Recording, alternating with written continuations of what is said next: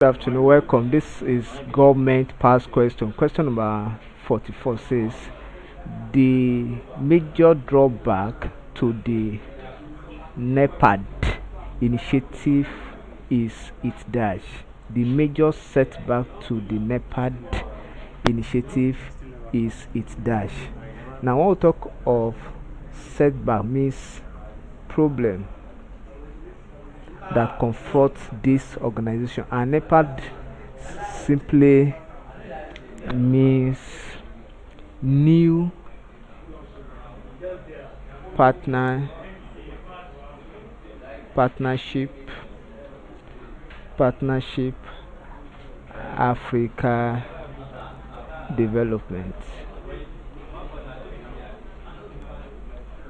So, and one of the major setback that this organization faced was A, articulation by few African leaders, B, affiliation to the European Union, C, inability to empower the youth, D, reliance on foreign donors for funds.